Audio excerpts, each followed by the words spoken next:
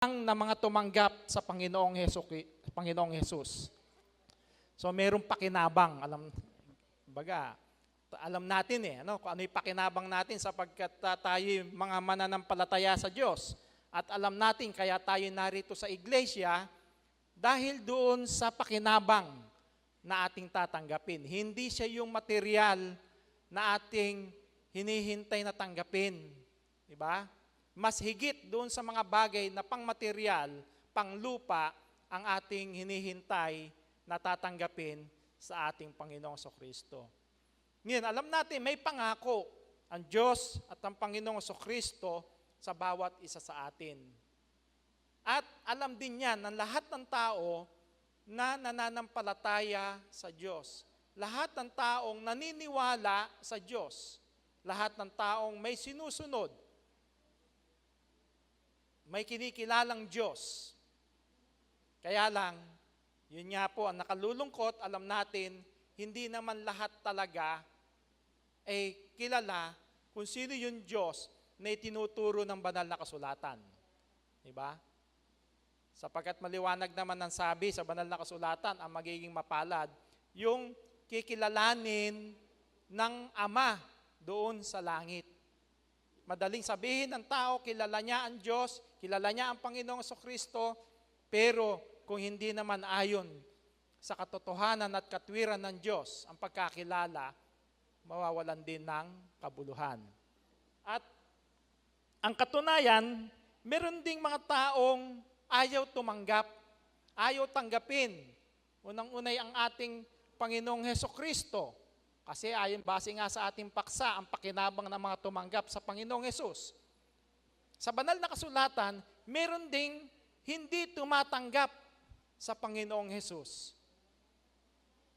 Tingnan natin sa banal na kasulatan ang katotohanan na mayroong nga hindi tumanggap sa ating Panginoong Hesus. Sa 1:11, siya'y naparito sa sariling kaniya at siya'y hindi tinanggap ng mga sariling kaniya. Sino yung mga sariling kaniya? Yung Israel. Hindi lahat ng mga Israelita ay tinanggap siya. Mas nakararami ang hindi siya tinanggap, kaya nga siya pinatay. Kaya nga siya ipinako sa krus. Dahil ayaw siyang kilalanin, ayaw siyang tanggapin bilang anak ng Diyos. So merong hindi pala talaga tumanggap at tumatanggap sa ating Panginoong Hesukristo. Ano rin ang sabi ng Panginoong Hesukristo sa kanyang mga kababayan? Mateo 23:37. O Jerusalem, Jerusalem, na pumapatay sa mga propeta at bumabato sa mga sinusugo sa kanya, makailang inibig kong tipunin ang iyong mga anak na gaya ng pagtitipon ng inahing manok sa kanyang mga sisiw sa ilalim ng kanyang mga pakpak at ayaw kayo. Ito'y sinipin ng ating Panginoon Kristo, kinot niya doon sa sinabi ng Diyos sa matandang tipan doon sa Israel. Ano ang ginagawa ng tao? Ano ang ginawa ng sariling bayan ng Diyos sa ating Panginoong Kristo? Unang-una doon sa mga sinusugo ng Diyos nung unang panahon. Sinugo niya iba't ibang mga propeta. Pinaniwalaan ba? Hindi. Pinatay din. Pinagpapatay nila lalo sa panahon ni Elias. Di ba? Yung mga propeta ng Diyos, pinapatay ng mga tao. Yung sinusugo ng Diyos, pinapatay nila, ayaw nilang tanggapin. At lalo nung huli na nga, ang ating Panginoong Kristo, siya mismo, hindi siya tinanggap ng sariling kanya, kundi siya ay pinatay. Hinatulan, hinusgahan ng tao ng sariling kanya. Kaya, merong talagang hindi tumanggap sa ating Panginoong Kristo. Ayaw nila ng salita ng Diyos at ng ating Panginoong Kristo. Ayon din kay Apostol Pablo, lahat ba'y merong pananampalataya? Sabi sa 2 Tesalonica 3:2, at upang kami ay mga ligtas sa mga taong walang katwiran masasama, sapagkat hindi lahat ay mayroong pananampalataya. So hindi pala lahat mayroong pananampalataya. Paano nilang tatanggapin ang Panginoong Kristo? Paano nilang tatanggapin ang Diyos kung wala silang pananampalataya? Kaya, hindi nila tatanggapin. Di ba? Sabi rin sa matandang tipan doon sa awit, ang mangmang ay nagsabi sa kanyang puso, walang Diyos. So, meron talagang hindi tatanggapin ng Diyos, hindi paniniwalaan ng Diyos, hindi tatanggapin ng Panginoong Kristo sapagkat sila'y walang pananampalataya sa Diyos. Sila'y hindi naniniwala sa Diyos. Sila'y hindi naniniwala sa ating Panginoong Kristo. Kaya mayroon talagang taong hindi tumatanggap sa Diyos at sa ating Panginoong Kristo. Dahil para sa iba, walang pakinabang. Nakita natin ang tao ngayon, aligaga sa maraming bagay. Puro pang material. Puro mga bagay na yung sa akin, puro ganun ang tao. Pero pagdating sa pananampalataya, pagdating sa Diyos, wala. Bakit? Ano ang nasa isip nila? Yung pakinabang lang na panlupa. Pero meron ding, maging sa banal na kasulatan, meron taong nagsasabing, wala tayong pakinabang dyan sa Diyos. Ano ang pakinabang natin sa Diyos? At hanggang sa mga oras na ito, sa mga araw na ito, sa maraming mga bansa, no? Merong ganyang mga tao na hindi naniniwala na meron silang makukuhang pakinabang sa Diyos. Ano ang sa katunayan? Sa banal na kasulatan, Malakias 3:14, inyong sinabi, walang kabuluhan ang maglingkod sa Diyos. At anong kapakinabangan nito na ating iniingatan ng kanyang bilin? At tayo'y nagsilakad na may pananangis sa harap ng Panginoon ng mga hukbo. Diba? Merong talagang naniniwala na nagsasabing, hindi na kailangan maglingkod kasi wala tayong pakinabang. Diba? Ganun ang tao. Wala daw silang pakinabang sa Diyos.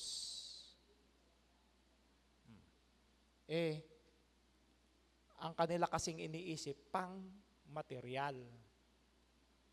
Hindi nila natatanaw yung bagay na hindi nakikita. Malapit lang yung kanilang tanaw. Kaya, meron talaga na nagsasabing walang pakinabang sa paglilingkod sa Panginoon. Anong hatol nila sa kanilang sarili? Hinatulan na nila yung kanilang sarili. Yung mga nagsasabing ganyan, walang pakinabang sa Diyos. No? Yung mga ayaw tumanggap sa Panginoong Kristo. Yung ayaw tumanggap ng salita ng Diyos. Hinatulan na nila yung kanilang sarili. Gawa 13:46. At nagsipagsalita ng buong katapangan si Pablo at si Bernabe. At nagsipagsabi, kinakailangang salitain muna ang salita ng Diyos sa inyo. Yamang inyong itinatakwil at hinahatulan ninyong hindi kayo karapat-dapat sa walang hanggang buhay. Narito kami ay pasa sa mga hentil. Hinatulan na nila yung kanilang sarili. No? Hindi raw sila karapat-dapat sa kaharian ng Diyos, doon sa walang hanggang buhay. Hindi raw sila karapat-dapat. Bagamat itinuturo ni na Pablo at ni Bernabe yung salita ng Diyos, ayaw nilang tanggapin. Di ba? Ayaw nilang tanggapin yung salita ng Diyos. Hinatulan na nila yung kanilang sarili. Hindi raw sila karapat-dapat sa walang hanggang buhay. Kaya doon nagkaroon ng chance ngayon ang kahentilan. Kaya sina Pablo nangaral sa hentil. Ayaw ninyo. Sabi nga ng nabasa natin kanina, mismo na ang Panginoong Kristo ayaw siyang tanggapin. Di lalo na yung mga apostol na nangangaral ng salita ng Diyos. Hindi rin sila tinanggap nung sariling kanila, sariling mga kababayan ng Panginoong Kristo. Kaya nagkaroon tayo ng chance ngayon na sa atin ipangaral yung salita ng Diyos. Di ba? Sabi nga ni Apostol Pablo, dahil doon sa mga nabali na yon, nagkaroon tayo ng pagkakataon na maiugnay. Di ba itinulad doon sa puno ng ubas yan, puno ng olibo, na yung mga nangabaling sanga doon sa Israel, yung mga hindi tumanggap sa Panginoong Kristo, mga nabali, nagkasala, doon tayo nagkaroon ng chance para i-graft, no? Idugtong doon sa puno, sa tunay na puno, para magkaroon din tayo, mabuhay din tayo doon sa dagta ng tunay na puno. Doon tayo nagkaroon ng pag-asa.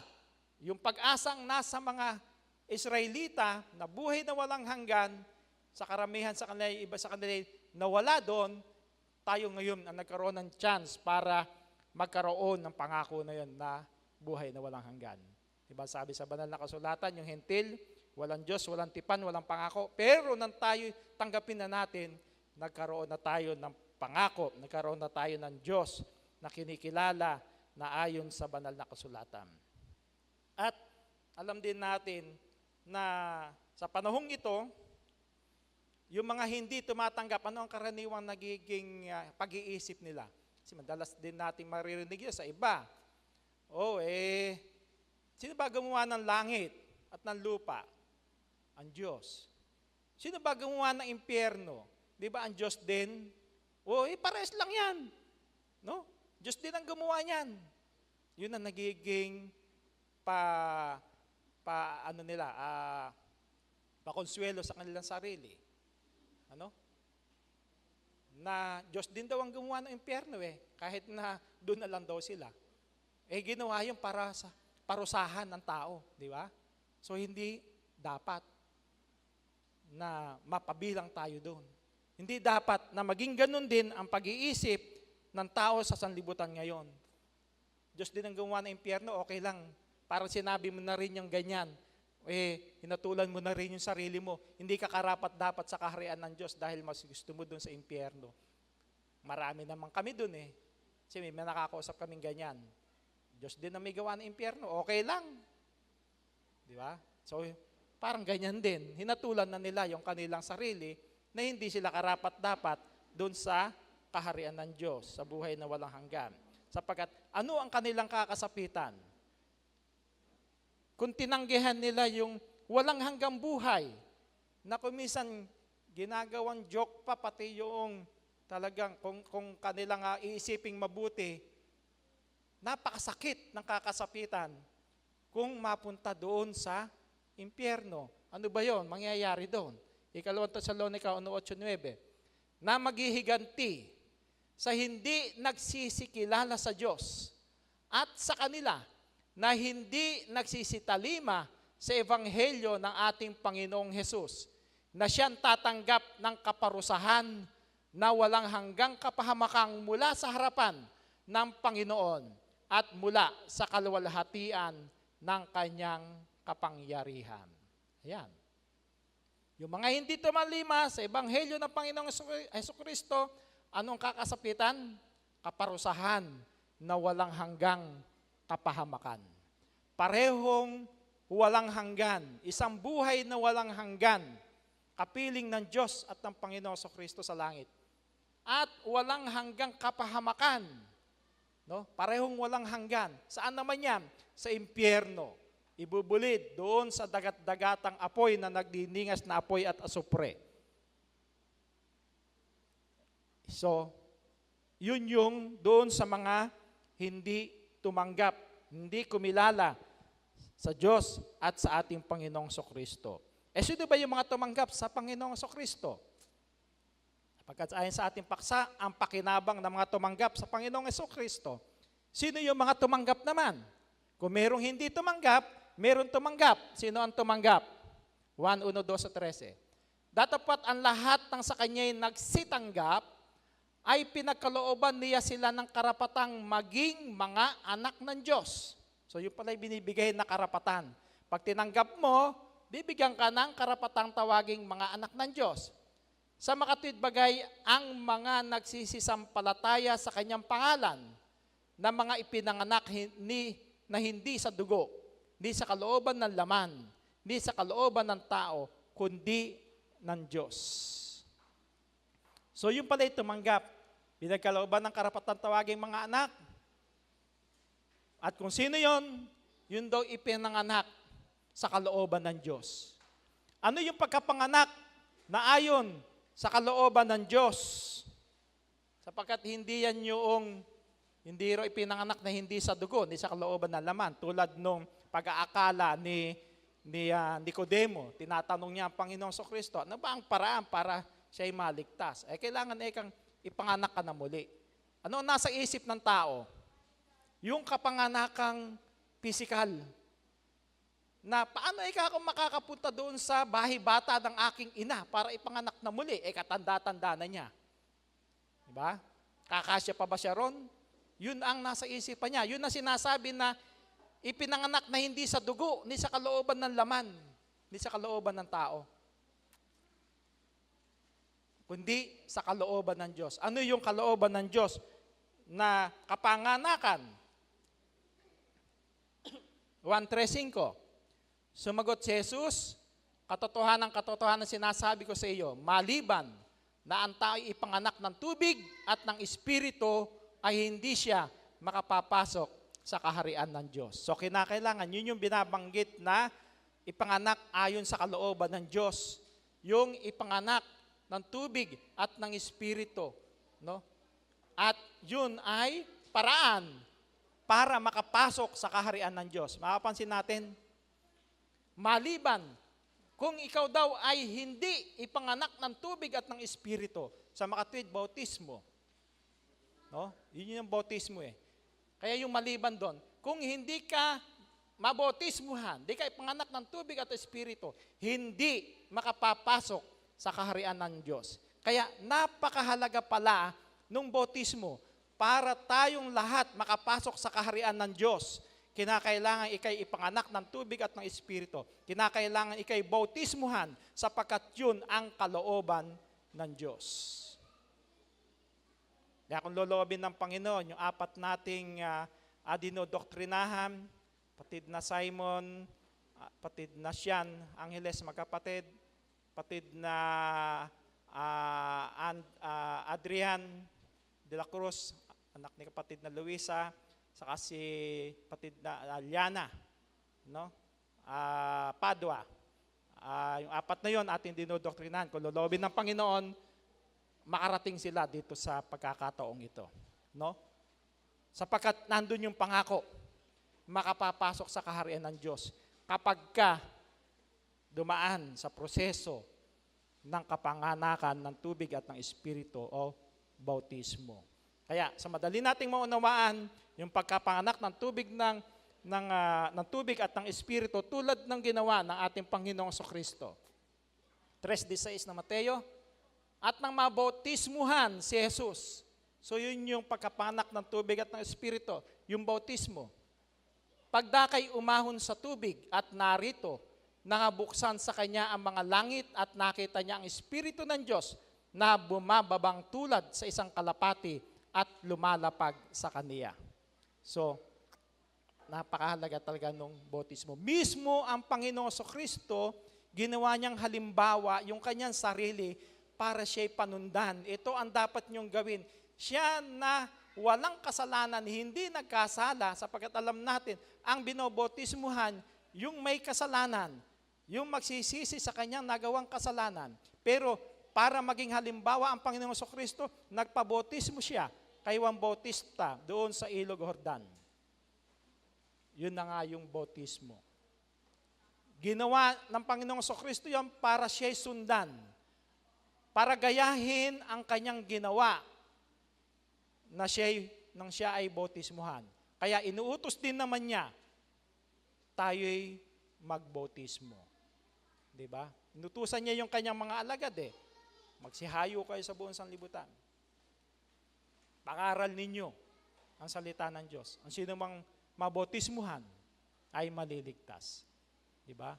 So, yun ang isa sa dapat gawin na isang taong gusto niyang tumanggap ng pakinabang mula sa ating Panginoong Kristo. gusto niya makamit yung buhay na walang hanggan, kinakailangan dumaan talaga sa bautismo. Doon tayo tatawaging mga anak ng Diyos. Diba? At kung mga anak, ano ang sabi sa banal na kasulatan? Roma 8:17. At kung mga anak ay mga tagapagmana nga, mga tagapagmana sa Diyos at mga kasamang tagapagmana ni Kristo, kung gayon nga makipagtiis tayo sa Kanya upang tayo lumuwalhati namang kasama niya. So, sabi nga doon sa kangin binasa natin, 1:1, 11:12 na yon, yung mga tumanggap, tinawag na mga anak, binigyan ng karapatan tawaging mga anak ng Diyos. Kaya yung mga binigyan ng karapatan tawaging mga anak ng Diyos, magiging tagapagmana sa Diyos, mga kasamang tagapagmana ni Kristo. Alam natin, ang bugtong na anak ng Diyos ay ang Panginoong Kristo. Solo, bugtong, panganay. Pero tayo, binigyan lang ng karapatan nang tayo mabautismuhan, binigyan tayo ng karapatan tawaging mga anak at karapatan para maging tagapagmanang kasama ng ating Panginoong Hesukristo. Diba? So yun ang talagang nasusulat na dapat gawin ng lahat ng taong sumasampalataya sa Diyos at sa ating Panginoong Hesukristo. Ano rin sabi ng Panginoong Hesukristo kay Sakeo nung tanggapin siya nito at sampalatayanan? Paksa natin nga, yung mga tumanggap. Si Sakeo na isang makasalanan, nung tanggapin niya ang Panginoong Hesukristo, ano ang sabi ng Panginoong Hesukristo sa kanya? Lucas 19:9, at sinabi sa kanya ni Jesus, dumating sa bahay na ito ngayon ang pagkaligtas sapagkat siya anak din naman ni Abraham. Dati wala doon yung kaligtasan sa tahanan ni Sakeo sapagkat siya isang makasalanan. Pero nung tanggapin niya ang Panginoong Hesukristo, sinampalatayanan niya ang Panginoong Hesukristo, dumating daw sa bahay na ito ngayon ang pagkaligtas. Nagkaroon ng kaligtasan si Sakeo at lahat ng mga sumasampalataya sa Panginoong Hesukristo at sa Diyos, nagkaroon ng kaligtasan. Dumating ang pagkaligtas sa bawat isa sa atin. Kaya tayong mga hindi nakakita ng mukhaan sa Panginoong Hesukristo, ni nakarinig ng tinig ng Diyos, paano natin sila sinampalatayanan?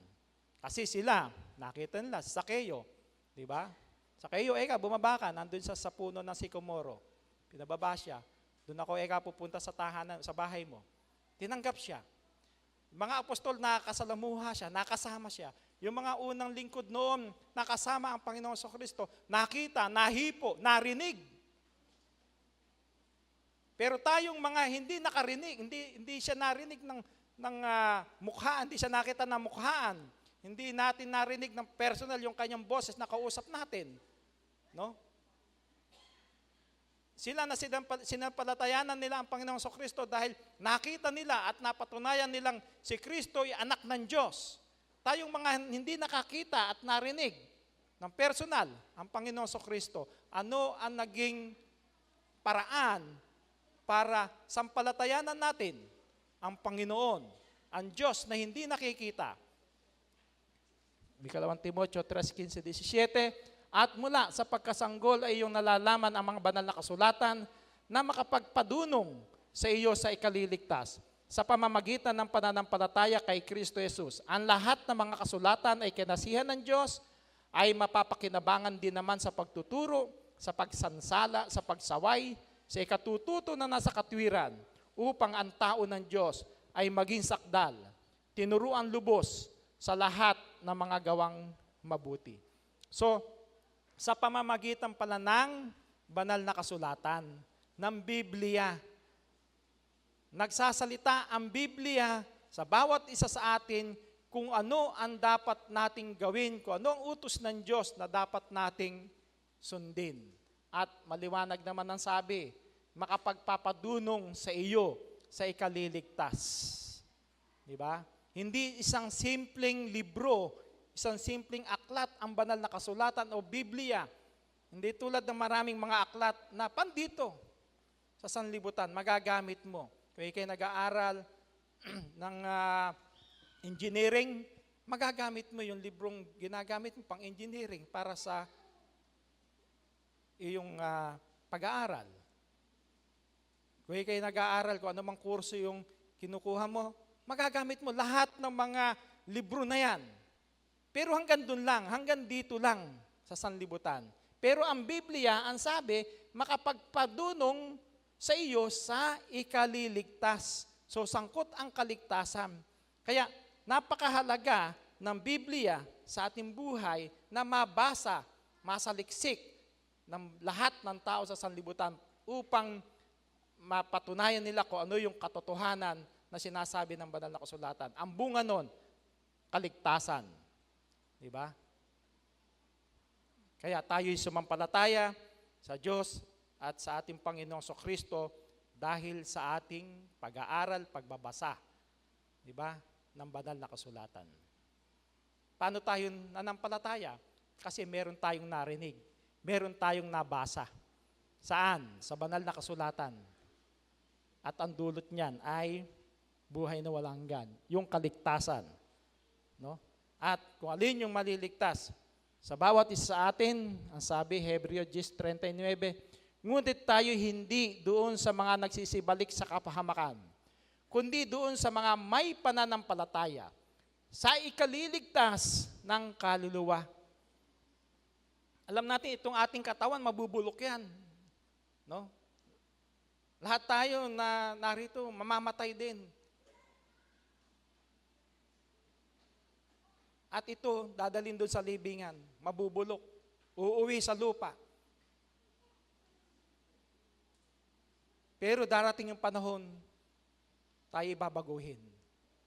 At ililigtas, wika, ating kaluluwa. Papalitan tayo ng bagong katawan. Katawang walang kasiraan, katawang panlangit, katawang maluwalhati tulad ng ating Panginoong Kristo. Yun ang ating makakamit. Doon sa lahat na mga tumanggap sa ating Panginoong Kristo. Tumanggap sa Diyos na makapangyarihan sa lahat. Ano ang pakinabang natin? Sa 1 Timoteo 6:19, na mangagtipon sa kanilang sarili na isang mabuting kinasasaligan para sa panahon darating, upang sila'y makapanangan sa buhay na tunay na buhay. So ito palang buhay natin dito sa libutan, hindi pa yan ang tunay na buhay. Kasi ang sabi nga ni Apostol Pablo, tayo'y manlalakbay lang dito sa lupa. Estranghero lang tayo dito sa lupa. Panandalian lang tayo dito sa lupa. Hindi pa ito yung ating permanenteng tirahan. Hindi pa ito ang ating permanenteng buhay. Sapagkat meron pang buhay na tunay na buhay. Saan yung tunay na buhay na yon? Alin yung buhay na tunay na buhay na binabanggit ni Apostol Pablo? Ang sabi ng Panginoong Kristo, 1:5-24, katotohanan sinasabi ko sa inyo, ang dumirinig ng aking salita at sumasampalataya sa Kanya na nagsugo sa akin ay may buhay na walang hanggan at hindi mapapasok sa paghatol kundi lumipat na sa kabuhayan mula sa kamatayan. So, yung tunay na buhay, yun yung buhay na walang hanggan sa piling ng Diyos, sa piling ng Panginoong Kristo. Kung sino ro yun, yung mga dumirinig ng aking salita. No? Duminig sa salita ng Diyos, duminig sa salita, sumampalataya sa ating Panginoong Kristo na isinugo ng Diyos. Di ba? Di ba maliwanag naman sabi sa banal na kasulatan, magsisampalataya kayo sa Diyos, ang nagsasalita ang Panginoong Kristo. Magsisampalataya kayo sa Diyos, magsisampalataya rin naman kayo sa akin. Silang mag-ama ang sasampalatayanan. Merong nagsugo, merong isinugo, sila ang dapat na dinggin at sampalatayanan ng bawat isa sa atin para pumasok tayo doon sa tunay na buhay, yung buhay na walang hanggan. Paano natin matitiyak? Tayo narito ngayon, dumaan sa mga proseso na na inuutos ng Diyos at ng Panginoong Jesucristo na dapat gawin ng mga taong gustong maligtas. Ang kailangan daw, sumampalataya at mabautismuhan. Ang kailangan daw, tanggapin ang Panginoong Jesucristo. Dinggin ang salita ng Diyos. Tayong mga narito ngayon, ginawa natin, sinampalatayanan natin ng Diyos at ang ating Panginoong Jesucristo. Nasa atin yung pag-asa na makamit, yung pangako na tunay na buhay, yung buhay na walang hanggan. Pero hindi lang hanggang doon. Gaya nga nasabi ni Santiago, yung pananampalatayang walang gawa, patay. Sabihin, kung sumasampalataya ka man, pero hindi mo namang ginagawa yung inyong tungkulin sa iglesia, mawawala ng kabuluhan, mawawala yung kaligtasan. Di ba? So kinakailangan daw may gawa yung ating pananampalataya. Kaya para makatiyak tayo na makakamit natin yan sa darating na panahon, sa muling pagparito ng ating Panginoong Jesucristo, mapabilang tayo doon sa unang bubuhayin na maguli, doon sa buhay na walang hanggan, makasama tayo ng Panginoong Jesucristo sa paghahari sa loob ng 1,000 taon dito sa lupa. Ano ang dapat natin tiyakin? Ano ang dapat nating gawin upang makatiyak tayo doon sa tunay na buhay? Ang sabi ni Apostol Pablo, 2 Timoteo 4:7-8, nakipagbaka ako ng mabuting pakikipagbaka.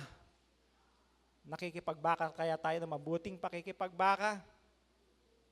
Ang ating pagsamba, hindi lang sa oras ng araw at araw ng linggo, kundi mas marami ang oras sa labas ng kapilyang ito, sapagkat hindi lang yung ganitong pagkakatipon ng pagsamba, kundi yung mga pagtupad natin sa utos ng Diyos, yung maipakita natin sa ating pamumuhay na tayo gumagawa na mabuti sa ating kapwa. Bilang isang tunay na Kristiyano, patuloy tayong nakasasamba sa Diyos. Nakikipagbaka ba tayo ng mabuting pakikipagbaka o dito lang sa kapilya? Paglabas, wala na. Hindi dapat ganon. Diba? Natapos ko na ang aking takbo. So, kinakailangan talagang meron tayong pagtitiis. Natapos natin yung ating takbuhin. Marami tayong may encounter na mga pagsubok sa buhay. Mga tukso na madadaanan natin. No? Sana daanan lang, huwag hintuan. Diba? Huwag gawin para matapos natin yung ating takbo. Iningatan ko ang pananampalataya. Ano ang pangako? Buhat ngayon, ang sabi ni Apostol Pablo, siya tinitiyak niya, makakamit niya yun. Bakit? Kasi nasa kanya yun . Nakipagbaka siya ng mabuting pakikipagbaka. Tinapos niya yung kanyang takbo. Iningatan niya yung pananampalataya. Buhat ngayon ay natataan sa akin ang putong nakatwiran na ibibigay sa akin ng Panginoon na tapat na hukom sa araw na iyon. At hindi lamang sa akin, kundi sa lahat din naman ng mga naghahangad sa kanyang pagpapakita. Tiniyak ni Apostol Pablo, makakamit niya yon, yung putong nakatwiran, yung buhay na walang hanggan na ipagkakaloob sa kanya ng Diyos at ng Panginoong Jesucristo. At ang sabi niya, hindi lang sa akin, sino pa? Kundi sa lahat din naman ng mga naghahangad sa kanyang pagpapakita. Lahat tayo hinahangad natin yung pagpapakita ng Panginoong Jesucristo, yung kanyang muling pagparito, hinahangad natin. Kaya kung tayo naghahangad doon sa muling pagparito ng Panginoong Jesucristo, kailangan gayahin natin, tularan natin yung sinabi ni Apostol Pablo, makipagbaka rin tayo ng mabuting pakikipagbaka. Matapos natin yung ating takbuhin, ingatan natin yung ating pananampalataya. Diba? Patuloy lang. Hindi lang ngayon. Hindi lang tayo ngayon nagbabanal, kundi sa lahat ng oras at araw ng ating ibubuhay dito sa sanlibutan. Nasumpungan nawa tayo ng Diyos na patuloy na lumalakad ayon sa kanyang kalooban. Masunod natin yung utos ng Diyos upang makatiyak tayo. Mahirap yung may pangamba sa puso mo, baka hindi ako kasi may mga ganito, may mga nagawa ako, kasi nakapagpabaya ako. Mahirap yung nangangamba ka, baka pagdating ng Panginoong Jesucristo, kasama kaya ako. Di ba? So para makatiyak tayo, yan ang gawin natin. talagang makipagbaka ng mabuting pakikipagbaka ng ating pananampalataya para tayo ay makatiyak doon sa pakinabang na ipagkakaloob sa bawat isa sa atin. Ang tunay na buhay, ang buhay na walang hanggan. Isang magandang umaga po sa ating lahat.